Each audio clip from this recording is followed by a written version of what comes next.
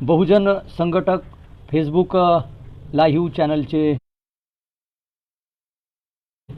मित्रवर्य राहुलजी खांडेकर, हर्षजी स्थूल, सर्वजित बनसोडेजी आणि सौरभ गानारजी या मित्रवर्यांचे मनापूर्वक आभार.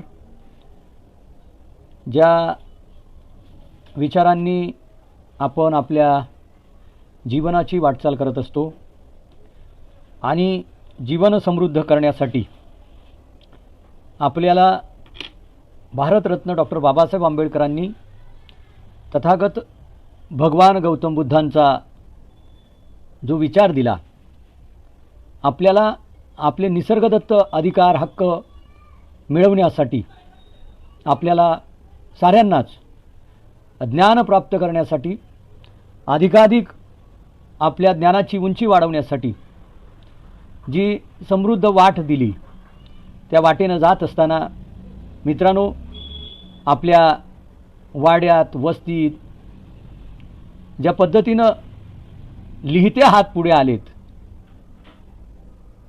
ज्या पद्धतीनं आपल्याला अगोदर संघर्ष करावा लागला आणि या संघर्षातून आपण आपल्या सामाजिक स्तरावर चळवळीची वाटचाल जी जोमानं करत आलो आणि चळवळीच्या वाटेतून आपण ज्या पद्धतीनं काही आकलन केलं असेल, जे ज्ञान आत्मसात केलं असेल,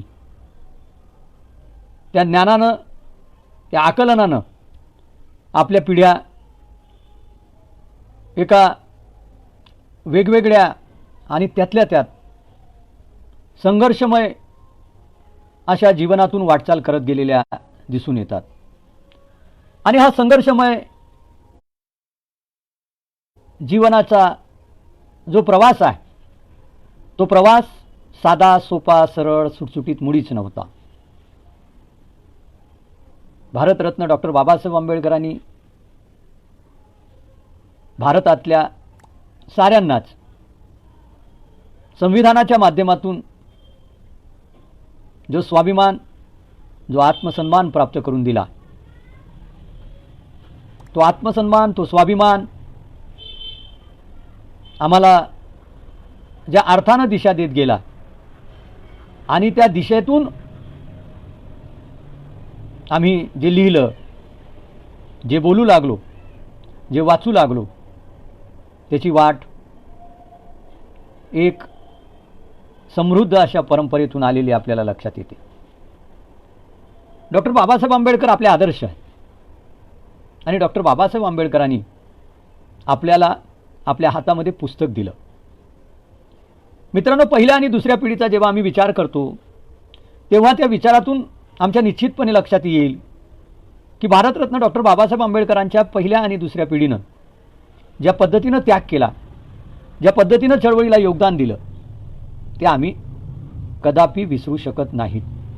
अर्थात ज्यांना हे सारं ज्ञात आहे, ज्यांचा या साऱ्या इतिहासाचा अभ्यास आहे, ज्यांनी या काही पिढ्यांना पाहिलेला आहे, त्यांचा संघर्ष किंवा त्या संघर्षात स्वतः सहभागी होत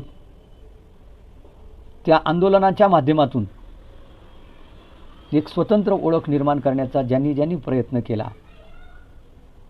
त्या सगळ्यांचा विचार करत असताना मित्रांनो, त्या संघर्षमय अशा पिढ्यांनी जो इतिहास, तो जाज्वल्य असा इतिहास आमच्यासमोर ठेवलेला आहे,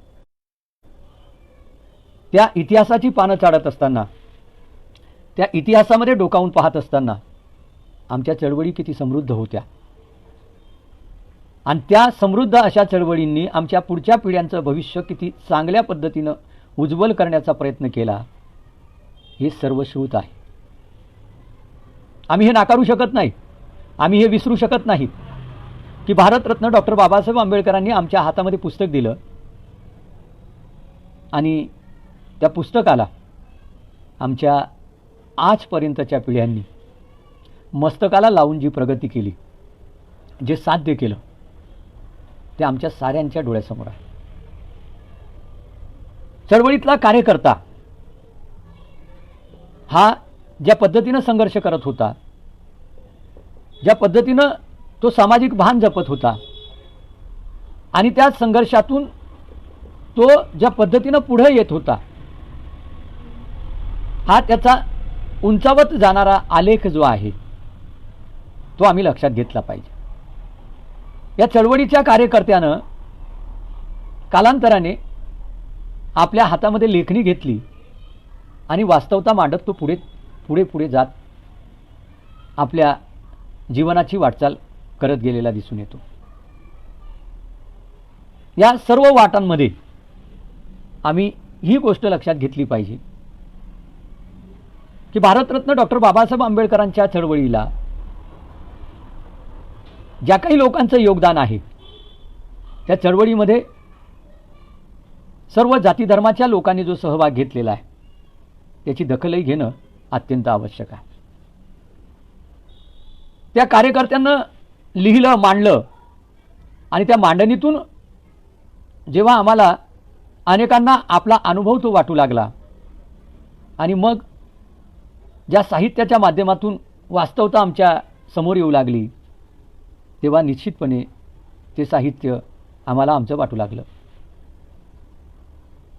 आपल्या साऱ्यांना माहिती आहे की एक काळ असा होता की ज्या काळामध्ये आम्हाला ज्ञानापासून वंचित ठेवलं गेलं आणि आमच्यावर काही गोष्टी लादल्या सुद्धा गेल्यात. मी ज्या कविता संग्रहाचा आपल्याला परिचय करून देणार आहे, त्या कविता संग्रहाचं शीर्षक आहे प्रवास.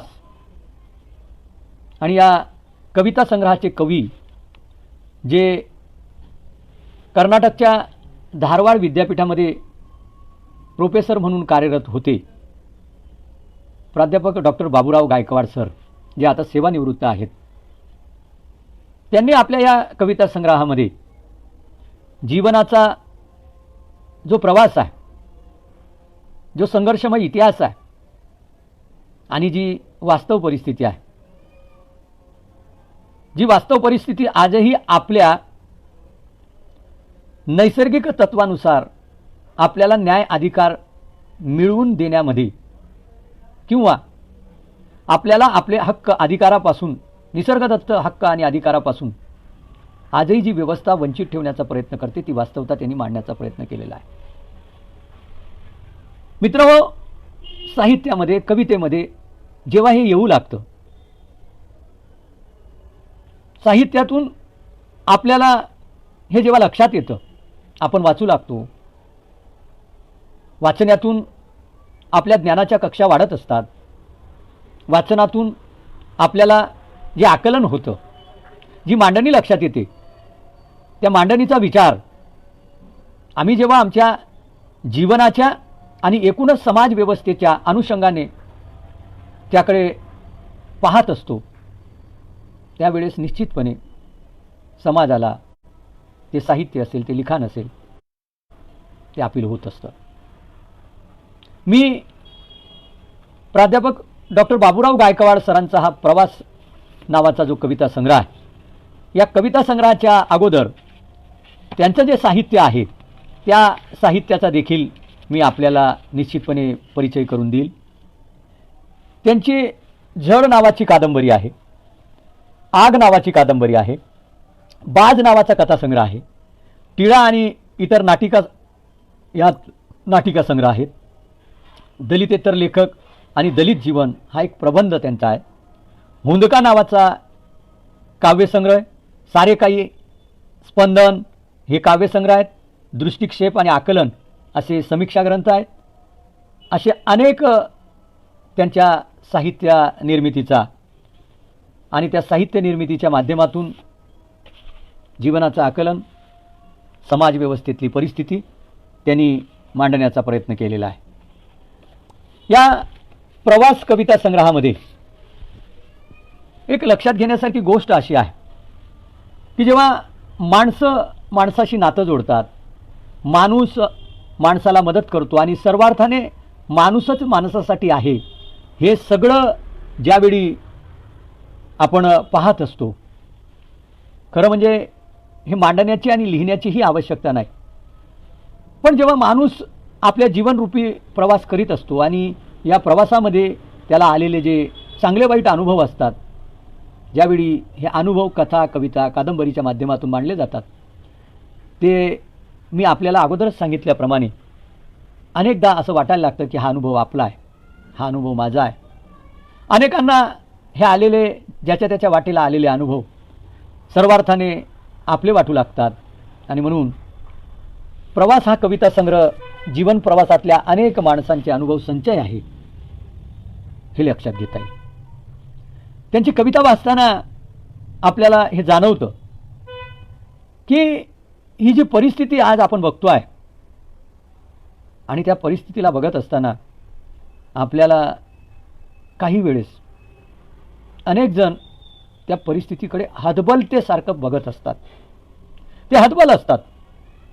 आणि मग अशा परिस्थितीची वर्णन करताना कवी दत्तांकुर डोळे या कवितेत मांडतात,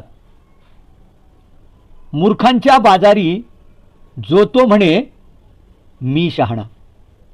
मूर्खांच्या बाजारी जो तो म्हणे मी शहाणा, येणारा जाणाऱ्यास म्हणे मी खातो तुम्हीही खाना. येणाऱ्या जाणाऱ्यास म्हणे मी खातो तुम्हीही खाना. जे काही चित्र चाललेलं आहे देशामध्ये, दोस्तो मिल बांट के खाना. परिस्थिती बघा. कवी अतिशय सूक्ष्म पद्धतीनं याचं वर्णन करतात की या देशातली परिस्थिती की ज्याच्यामध्ये मूर्खांची मेजॉरिटी आहे, त्यांचं बहुमत आहे, आणि मग या मूर्खांच्या बाजारामध्ये अनेक जण सामील होतात आणि अनेक जण सामील होत तुम्हीही खा आणि मीही खातो. आणि अशा पद्धतीचं देशाचं शोषण चाललेलं आहे. आम्ही चित्र बघतो, आम्हाला लक्षातही येतं की ज्याच्या हातामध्ये सत्ता आहे तो फक्त आणि फक्त त्याच्या आणि त्याच्या कुटुंबापुरतं, त्याच्या पक्षापुरतं आणि त्याच्या नातेवाईकापुरता तो सीमित राहतो. हे चित्र आमच्या डोळ्यासमोर स्पष्टपणे जाणवताना आम्ही त्याला विरोध करत नाहीत. आणि म्हणून कवीनं केलेलं वर्णन मला अतिशय समर्पक वाटतं. याला कोण रोखणार आहे? माणसांच्या या गर्तेमध्ये माणसांचे अनेक स्वभाव आहेत, वागणूक वेगवेगळी आहे. एक लक्षात घेतलं पाहिजे, फसत जाणारे आणि फसवत जाणारे असे अनेक महाभाग हे आमच्या देशामध्ये आहेत. रोजच्या रोज आम्हाला अनेक गोष्टी अनुभवास मिळतात. सोन्याच्या दागिन्यांना पॉलिश करून देतो म्हणत ते सोनं घेऊन कधीच पळून जाणारा माणूस आमच्या हाती लागत नाही. हाताच्या रेषा बघून भविष्य सांगणारे केव्हा पैसे उकळून निघून जातात. अनेक देवस्थानांना भेटी देत आपल्या लेकरा बाळांच्या तोंडामध्ये गोड पदार्थाचा घास जाऊ न देता त्या देवालयामध्ये, त्या निर्जीव वस्तूमध्ये आपल्या कष्टाचा पैसा त्या निर्जीव वस्तूत वतणारे अनेक महाभाग आमच्या देशामध्ये आहेत. आणि गळगंज पैसा आमच्या देशातल्या अनेक लोकांचं शोषण करत, अनेक लोकांना छळत, अनेक लोकांना फसवत असे अनेक ढोंगी बाबा आमच्या देशामध्ये आहेत. आणि म्हणून कवीचा हा विचार मला महत्त्वाचा वाटतो. गरीब माणसाच्या जीवनामध्ये त्याच्या वाटेला आलेलं दुःख आजही आहे तसंच आहे. 75 वर्ष झाली भारतीय स्वातंत्र्याला. या 75 वर्षामध्ये आम्हाला आमच्या देशाचा विकासाचा आलेख बघताना हे लक्षात येईल. तो विकासाचा आलेख बघत असताना आम्हाला सामाजिक परिस्थितीकडे डोकावून पाहणं अत्यंतिक गरजेचं आहे. आम्ही विचार केला पाहिजे. आम्ही आजही जात विसरलेलो नाहीत, आणि जर का आम्ही जात विसरलो नाहीत तर मग विकासाचा आलेख वाढता कसा राहील, हा अनेकांना प्रश्न पडला पाहिजे. आणि मग गोरगरिबाच्या रोजच्या जगण्यातली भूक किती महत्त्वाची आहे हे आम्हाला बघणं अत्यंतिक आवश्यक आहे. भूखे पेट से देशभक्ति सिखानो वालो, भूख इंसान को गद्दार बना देती है. आम्हाला देशाच्या स्वातंत्र्याच्या, देशाच्या जय जयकाराच्या गप्पा मारतात असताना गप्पा मारणारे आम्हाला जय जयकार करायला लावतात आणि आमची भूक मारायला ठेवतात. ती भूक मारून टाकतात, आम्ही ओळखलं पाहिजे. आणि म्हणून आपल्या डोक्यावर अजूनही असणारे दारिद्र्याचे ओझे पिढीजात आम्ही पेलतो आहे, पिढीजात आम्ही पेलतो. आणि हे पेलत असताना कवीला देखील हा प्रश्न भेडसावतो आहे, सतावतो आहे. आणि म्हणून कवी दत्तांकुर आपल्या प्रवास या कविता संग्रहामध्ये खवखव या कवितेत आपल्या 2 ओळीत ते मांडतात. ते म्हणतात, जीवांच्या वाटा पायात काटा, जीवांच्या वाटा पायात काटा, डोक्यात पाटा गरिबांच्या, डोक्यात पाटा गरिबांच्या. दुःख, दारिद्र्य, समाज व्यवस्थेतल्या गरीब घटकाची अवस्था आजही आहे तशी आहे. आम्हाला लक्षात घ्यावे लागेल मित्रांनो. मी शिकून पुढे गेलो. भारतरत्न डॉक्टर बाबासाहेब आंबेडकरांनी आपल्याला पुस्तक दिलं. बाबासाहेबांनी ज्ञानाच्या पवित्र अशा स्थळाकडे, शाळेकडे आपल्याला वळवत त्यांनी बोट दाखवलं, शिका. आणि बघा, शिक्षणाने आमची वाट किती समृद्ध होत गेली. आम्ही शिकलो. पण आता प्रश्न असा आहे की आम्ही शिकलोत पण आता कुटुंबापुरते जगतो आहोत. हे कुटुंबापुरतं जगणं आमचं जगणं नाही, हे मरणं आहे. आम्ही लक्षात घेतलं पाहिजे.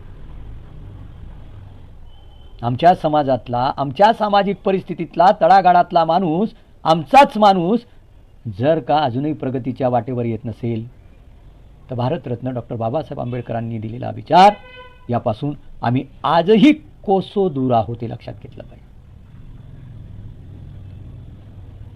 आपल्याच ताटात आलं पाहिजे, आपल्याच पुढ्यात आलं पाहिजे, आपलेच मजलेच्या मजले चढले पाहिजे. आणि बस आम्हीच कारमध्ये गेलं पाहिजे. हा विचार फार काही आमच्या प्रगतीच्या दिशा ठरवणारा नाही. आम्ही आमच्या सामाजिक परिस्थितीला बदल करण्याकरता किंवा बदल घडवून आणण्याकरता कोणत्या प्रकारचे प्रयत्न करतो, तळागाळातल्या आमच्या बांधवाला पुढे आणण्यासाठी आम्ही कशा पद्धतीने प्रयत्न करतो, त्याच्यावर आमच्या प्रगतीच्या वाटा समृद्ध होत असतात हे लक्षात घेतलं पाहिजे. काही विशिष्ट लोकांकडे सत्तेच्या चाव्या आहेत आणि सत्ता आता कशी कशी ताब्यात घेतली जाते आहे हे आपल्या सगळ्यांना ज्ञात आहे. का? तर आमच्या लेखण्या विकल्या जात आहेत, आमच्या लेखण्या बोथट होऊ लागलेल्या आहेत. आणि यावर उत्तर काय? आपल्याला काय करायचं आहे. अशा गोष्टी जेव्हा आमच्या समाज व्यवस्थेत वाढू लागलेल्या आहेत तेव्हा मात्र आमच्या जीवनाचा प्रवास हा अंधकारमय आहे हे लक्षात घेतलं पाहिजे. आमच्या जीवनाच्या प्रवासामध्ये आता हळूहळू अंधार यायला लागलेला आहे. ज्या भारतरत्न डॉक्टर बाबासाहेब आंबेडकरांनी, महात्मा ज्योतिराव फुल्यांनी, राजश्री शाहू महाराजांनी आणि सर्व महापुरुषांनी आम्हाला प्रकाश वाटेनं नेण्याचा प्रयत्न केला, ती प्रकाश वाट आम्ही समृद्ध करण्याऐवजी आम्ही ती प्रकाश वाट अंधाराकडे नेतो आहे. आणि हाच अंधार आमच्या पिढ्यांना बर्बाद करणारा ठरेल हेच कवी मानतात. आणि ज्या त्या गोष्टी जेव्हा हे इतिहास जमा होत जातील आणि तो काळवंडलेला इतिहास आम्हाला आमच्या पुढच्या पिढ्यांना किती घातक ठरू शकतो हे आम्ही लक्षात घेतलं पाहिजे. काळाचा महिमा बदलत गेला. श्रीमंत आणि गरीब ही वाढत जाणारी दरी दिवसेंदिवस वाढते आहे. देशाला स्वातंत्र्य मिळून 75 वर्ष झाली. 75. आम्ही आमच्या देशातले राज्यकर्ते आजही आपल्या निर्णयावर ठाम राहू शकत नाही. 75 वर्ष झाली स्वातंत्र्य. आणि म्हणून कवी दत्तांकुर काळ या कवितेत मांडतात, पुंगी वाजविता गारोडी डोले जैसा साप. पुंगी वाजविता गारोडी डोले जैसा साप, तैसे तालावरी कुणाच्या हे राबती मायबाप. तैसे तालावरी कुणाच्या हे राबती मायबाप, नाडले हे जन भलत्या देऊन या घोषणा. नाडले हे जन भलत्या देऊन या घोषणा, भूलथापा देणाऱ्या वक्त्यांच्या लोटती भाषणा. भूलथापा देणाऱ्या वक्त्यांच्या लोटती भाषणा. हे वास्तव आहे. आम्हाला स्वतःला ओळखणं आता काळाची गरज आहे. मित्रांनो, भारतरत्न डॉक्टर बाबासाहेब आंबेडकरांनी ज्यावेळी भारताला संविधान दिलं आणि भारतीय संविधान लोकसभेमध्ये मंजूर झाल्यानंतर डॉक्टर बाबासाहेब आंबेडकर आपल्या बंगल्यावर, बाबासाहेबांना व्हायोलिन वाजवण्याचा खूप चांगला छंद होता. आनंदात असले म्हणजे ते वाजवायचे. आणि बंगल्यावर बाबासाहेब त्या दिवशी प्रचंड आनंदामध्ये होते. बाबासाहेबांच्या सेवकांनी विचारलं की बाबासाहेब, आज तुम्ही इतक्या आनंदात काय झालं आज की तुम्ही इतक्या आनंदात आहे? बाबासाहेबांनी त्या सेवकाला सांगितलं की अरे, आज मी खूप आनंदी आहे. या देशामध्ये राजाच्या पोटी राजा जन्माला यायचा. भारतीय लोकशाहीची व्याख्या बाबासाहेबांनी किती छान केलेली आहे. राजाच्या पोटी राजा जन्माला यायचा. आज असं संविधान दिलं गेलं की गरिबाच्या झोपडीमध्ये आता राजा जन्माला येईल. मित्रांनो, विचार करा. गरिबाच्या घरातला राजा या देशाचा राष्ट्रपती, पंतप्रधान होतो. भिल्ल समाजातली एखादी आमची भगिनी त्या ग्रामीण भागातल्या खेड्याची सरपंच होती आणि 26 जानेवारी आणि 15 ऑगस्टला तिच्या हस्ते झेंडावंदन होतं. डॉक्टर बाबासाहेब आंबेडकरांचा विचार भविष्याच्या दृष्टिकोनातून आणि या देशाच्या प्रगतीच्या दृष्टिकोनातून इतका महत्त्वाचा होता आणि आहे. पण कवी जेव्हा मांडतात की नाडले हे जन भलत्या देऊन या घोषणा, भूलतापा देणाऱ्या वक्त्यांच्या लोटती भाषणा. काय काय आम्हाला घोषणा निवडणुकीच्या पूर्वी दिल्या जातात, आमिष दाखवली जातात आणि अलगद आम्ही या आमिषाला बळी पडत जातो. वेगवेगळे नारे दिले जातात. कालपर्यंतचा निवडणुकींचा इतिहास असा होता की गरिबी हटावचे नारे दिले जायचे, लोकांना अन्नधान्याच्या गरजा पूर्ण करण्याचे नारे दिले जायचे. या काल परवाच्या निवडणुकींनी आम्हाला धर्माधर्मामध्ये भेद, माणसा माणसामध्ये भेद, माणसाला तोडण्याची भाषा, माणसाला या देशातून हाकलून लावण्याची भाषा, माणसांच्या माणुसकीचा विचार गाडून टाकण्याची भाषा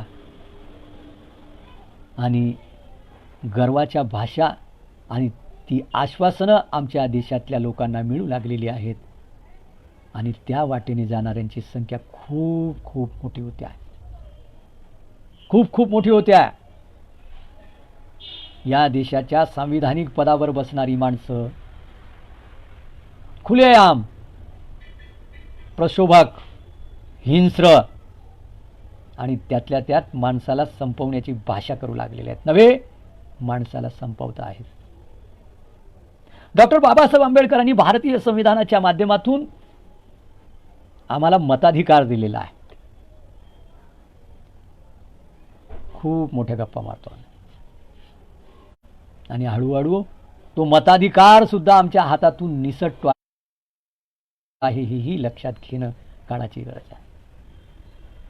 समाजसेवेच्या नावावर आपल्या पोळी भाजणाऱ्यांची संख्या, देशाचं आणि समाजाचं शोषण करणारी वृत्ती आणि तथाकथित जी नेते मंडळी आहेत त्यांच्या आचरणाची वास्तवता कवी या कवितेतून मांडतात. माणसांच्या वृत्ती प्रवृत्ती कशा बदलत जातात आणि त्याचा विचार देखील कसा बदलत जातो. माणसे ओळखण्याची आणि त्यांचे चेहरे वाचण्याची कला आता अवगत झाली पाहिजे. ते हिंदीतलं एक गीत आहे, लाख छुपाए छुप न सकेगा असली नकली चेहरा, दिल की बात बता देता है असली नकली चेहरा. चेहरे वाचण्याची खरी गरज आहे. तुमच्या मनामध्ये अंतःकरणामध्ये काय भाव आहेत हे तुमच्या चेहऱ्यावर स्पष्टपणे दिसतात, जाणवतात. आणि हे जाणवल्यावर, हे अनुभवल्यावर, हे स्पष्टपणे दिसल्यावर सुद्धा आम्ही डोळ्यावर पट्टी बांधून जर अशा परिस्थितीला सामोरे जात असू तर मित्र हो, या देशाची पावलं निश्चितपणे गुलामीकडे वाटचाल करता येते. लक्षात घेतलं पाहिजे. ही गुलामी साधी सुधी नसेल, हे गुलामी वेड बिगारासारखी असेल. आणि मला असं वाटतं की जर का साहित्यिकांच्या, कवींच्या, विचारवंतांच्या, समीक्षकांच्या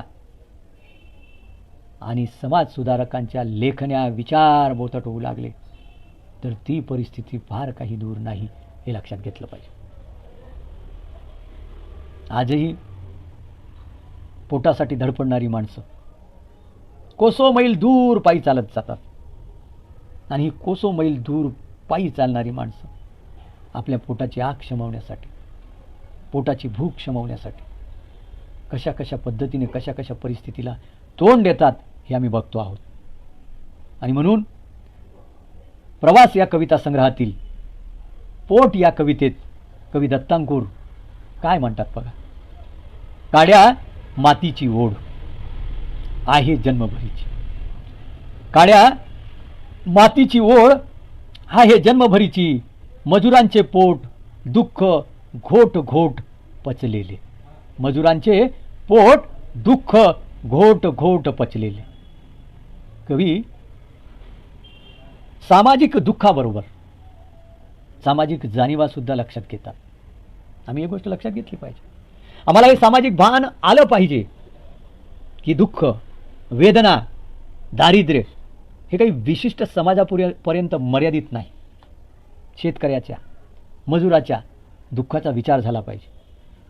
तो विचार आपल्या लक्षात आला पाहिजे. सततच्या दुःखामुळे बेजार होणारा शेतकरी, मजूर, श्रमिक, गोरगरीब माणूस हा सतत जीवनाकडे आशावादी नजरेनं पाहत असतो. खूप काही शिकण्यासारखा. तो ते दारिद्र्य, ते दुःख घेऊन किंवा त्याचा धांडोळा पिटत बसत नाही. तो पुन्हा नव्याने उभा राहण्याचा प्रयत्न करतो. तो पुन्हा नव्या उमेदीने जागा होतो आणि पुन्हा त्या प्राप्त परिस्थितीला तोंड देत असतो. अनेक स्वप्न तो पाहत असतो, पण ती स्वप्न कधी पूर्णच होत नाही. आणि म्हणून हा जीवनाचा प्रवास जो आहे, हा प्रवास चालत राहणार.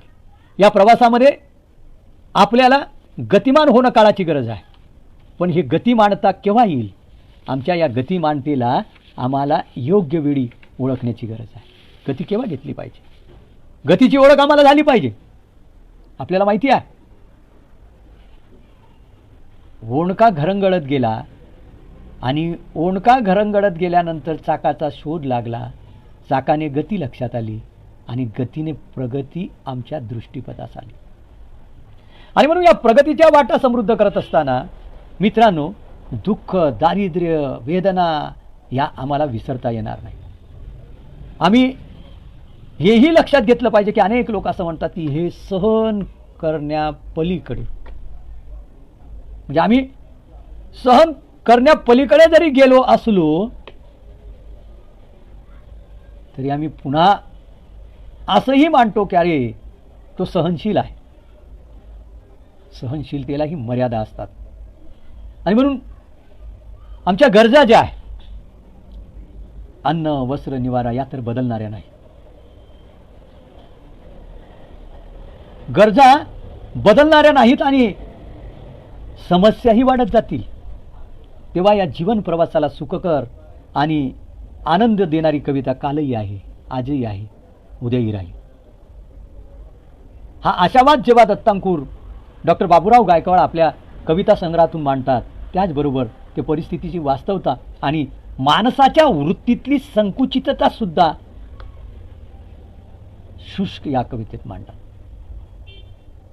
घेऊनी संस्काराचे मोठे ओझे, अजूनी रूढींचे वाहतो बोजे. कवी म्हणतात की आम्हाला घेऊनी संस्कारांचे मोठे ओझे, अजूनही रूढींचे वाहतो बोजे. आज आमच्या लोकांना आजही कळत नाही की आम्ही कोणत्या दिशेने जातो आहोत. आम्ही रूढी परंपरेमध्ये इतके अडकून गेलेलो आहोत. आजही आमच्या समाजामध्ये, आमच्या मानवी समाज व्यवस्थेमध्ये हे लक्षात येईल की मांजर आडवी गेली तरी रस्ता पार करायला बऱ्याच अंशी लोकांचं मन धजावत नाही. किती मानसिक गुलामगिरीत आम्ही आजही आहोत. एकीकडे आम्ही ज्ञानानं प्रगल्भ आणि प्रगत झालो आहोत, पण आमचे राज्यकर्ते राफेल नावाच्या विमानाला लिंबू आणि मिरच्या लावतात. अशा राज्यकर्त्यांचा धिक्कार असो, अशा नालायक आणि रूढीवादी व्यवस्थेचा धिक्कार असो. मित्रांनो, काही गोष्टी डोळसपणे पाहण्याची गरज आहे. संस्कार ठीक आहे, संस्कार कुणाला म्हणावं?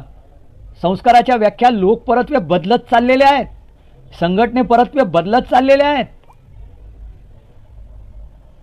माणसाशी माणसाचं नातं जोडणारा जो काही विचार असेल तो संस्कार असेल. माणसाला माणसाच्या जवळ आणणारा जो काही विचार असेल तो संस्कार असेल. माणसाच्या सुखदुःखाची जाणीव, माणसाच्या सुखदुःखाचा विचार करणारा जो काही संस्कार असेल तो संस्कार असेल, तो विचार असेल. पण आमच्या संस्काराच्या व्याख्या अगदी वेगवेगळ्या बदललेल्या आहेत. आणि म्हणून आम्ही आमच्या उक्ती आणि कृतीमध्ये भेद करता कामा नयेत. मित्रांनो, आम्ही विहारात जातो, बुद्धाचा विचार अंगीकारतो, तथागतांनी दिलेला मार्ग अनुसरतो आणि त्या मार्गामधले जे काही रूढीच्या प्रमाणातल्या अडथळे आहेत ते अडथळे आम्ही दूर करत नाहीत, तर ते अडथळे स्वीकारत पुढे जात असतो. एका हातात बुद्ध विचार आणि दुसऱ्या हातामध्ये रूढी विचार, असा ताळमेळ जमणं अशक्य आहे. एक तर बुद्ध नाहीतर रूढी, याच्यातलं तुम्हाला काहीतरी एक निवडावं लागेल. आणि जो रूढी निवडेल तो संपलेला असेल, जो बुद्ध निवडेल तो प्रगत असेल. आणि म्हणून ही वास्तवता जेव्हा कवी मांडतात, माणसं आपल्या सोयीनुसार त्याच्या सुखाच्या, जगण्याच्या दिशा ठरवत असतात आणि वेळ पडली तर ते बदलत सुद्धा असतात. आणि म्हणून आपल्याच गर्तेत जगण्याचा जी काही माणसं प्रयत्न करतात, काहींना इतरांना दुःख वेदना देऊन अडचण निर्माण करून आपल्या जगण्याचा आसुरी आनंद प्राप्त करायचा असतो. काय लक्षात येत नाही लोकांच्या. माणसामध्ये भेद निर्माण करतात, माणसाला अडवणूक करतात, माणसाला छळतात, माणसाचं शोषण करतात. आम्ही बघितलं कोरोनाने काय काय धडे दिलेत माणसाला, आणि त्या परिस्थितीत सुद्धा माणूस सुधारत नाही. काय शोषण केलं माणसाचं. ज्या काळामध्ये माणूस जगण्याशी धडपडत होता, जगण्याशी संघर्ष करत होता, त्या काळामध्ये त्या जगण्याच्या धडपडणाऱ्या, जगण्याला जिवंतपणाचा विचार दृढ करणारा किंवा जगण्यासाठी माणूस माणसाकडे आशेनं बघणारा तोच माणूस ज्या वेळेस त्याचं शोषण करत होता, जगण्यासाठी धडपडणाऱ्या माणसाचं जगणं असह्य करणारा माणूस किती दुराचारी असेल, किती अविचारी असेल. आणि म्हणून या साऱ्या गोष्टींचा विचार करत माणूस बुद्ध विचाराकडे जाण्याची गरज आहे. माणसाच्या दातृत्वाची भावना जोपासत मदत करण्याची वृत्ती त्याच्यामध्ये आली पाहिजे. आणि म्हणून कवी दत्तांकुर तू एक कर या कवितेत मांडतात, तू एक कर, कमी भार तोलू नको, कमी भार तोलू नको, अभद्र कधी बोलू नको, अभद्र कधी बोलू नको, शिगोशिक माफ भर, शिगोशिक माफ भर, आणि चांगल्याचा विचार कर, चांगल्याचा विचार कर. आम्हाला किती चांगल्या गोष्टी दिलेल्या आहेत. आम्हाला आमच्या महापुरुषांनी किती समृद्ध वाट दिलेली आहे. तथागत भगवान गौतम बुद्ध किती मोठा विचार दिलेला आहे. ऐश्वर्याचा त्याग करणारा महात्मा, सगळ्या सुखाच्या, सगळ्या सत्तेचा आणि एकूणच सुखोपभोगाची लालसा मनामध्ये न येऊ देता तो त्याग करत माणसाच्या सुखासाठी, माणसाच्या आनंदासाठी जगणारा महात्मा, जगणारा विचारी पुरुष तथागत गौतम बुद्ध आमचा. आणि त्यातल्या त्यात आम्हाला ज्यांनी ज्ञानाची वाट समृद्ध करून दिली असे भारतरत्न डॉक्टर बाबासाहेब आंबेडकरांचे आम्ही वारसदार होण्याकरता आम्ही किती सक्षम आहोत याचा विचार करणं गरजेचं आहे. आणि म्हणून चांगली कामं करणाऱ्या परोपकारी वृत्तीच्या माणसाचा गुणधर्म अंगीकारणं आणि माणसाच्या या गर्तेत वावरण्यासाठी स्वतःला वाईट विचारापासून, अविचारापासून दूर ठेवण्याचा निश्चितपणे प्रयत्न करणारा माणूस हा सर्वश्रेष्ठ आहे. आम्हाला आमच्या जीवनाला गतिमान करण्यासाठी प्रगतीच्या नावावर चाललेल्या खेळाची अनेक प्रात्यक्षिकं पाहावयास मिळतात. मेक इन इंडिया, आम्हाला काय काय स्वप्न दाखवली जातात. माणसाला विखुरलं जात आहे, माणसामध्ये भेद निर्माण केला जातो आहे. माणसाची वृत्ती, प्रवृत्ती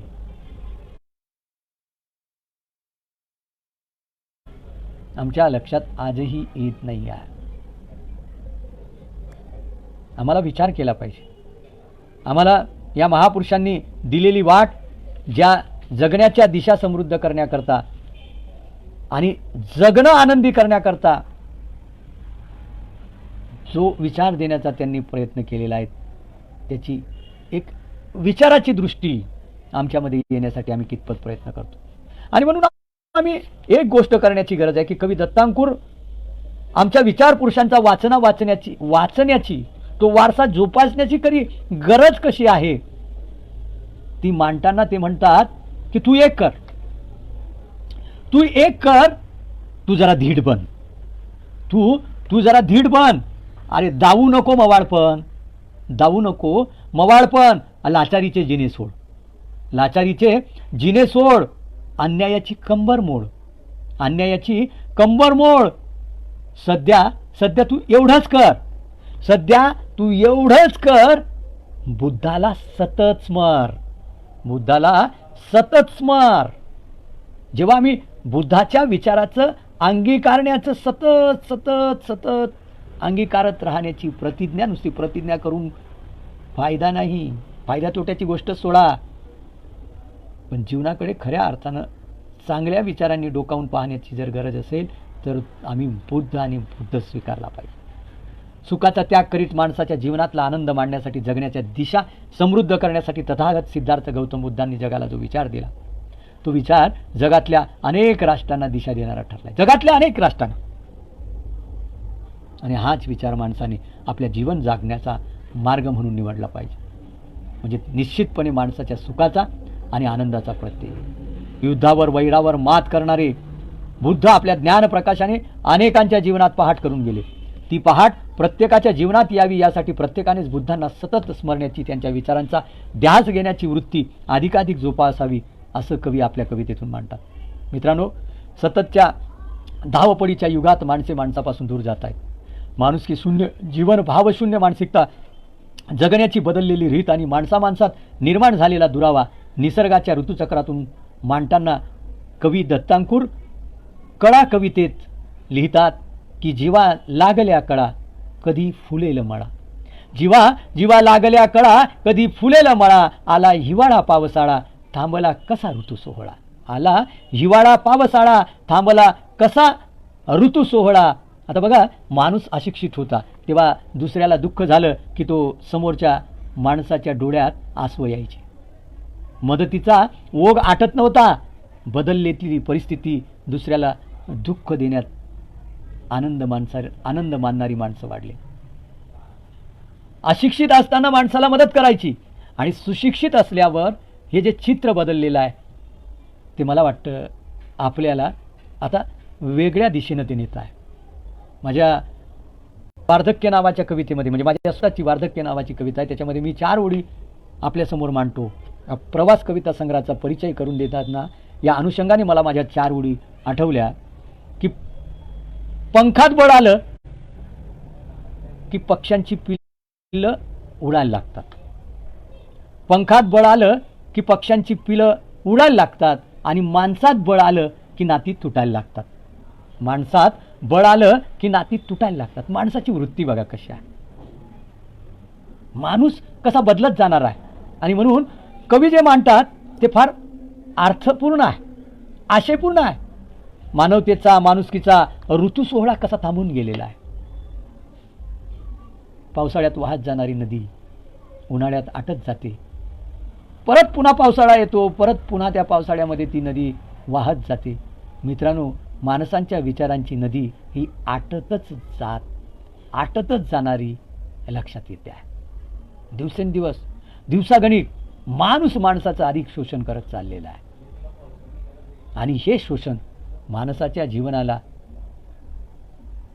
अंधारलेल्या दिशांना, अंधारलेल्या वाटेनं नेणारं ठरतं आहे. हेही आम्ही जाणीवपूर्वक लक्षात घेतलं पाहिजे.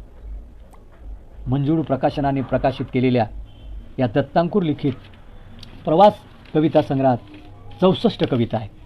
आणि या 64 कवितांमध्ये माणसांच्या स्वभावाचं, त्याचबरोबर निसर्ग, समाज, वास्तवतेची अनुभूती देणारं चित्रण मांडण्यात आलेलं आहे. जीवनाचा प्रवास निश्चितपणे कवितेसोबतच कसा असू शकतो हे कवी प्राध्यापक डॉक्टर बाबूराव गायकवाड मांडून जातात. वाचकांशी हितगुज करणाऱ्या कविता निश्चितपणे आपल्या मनाला भावतात.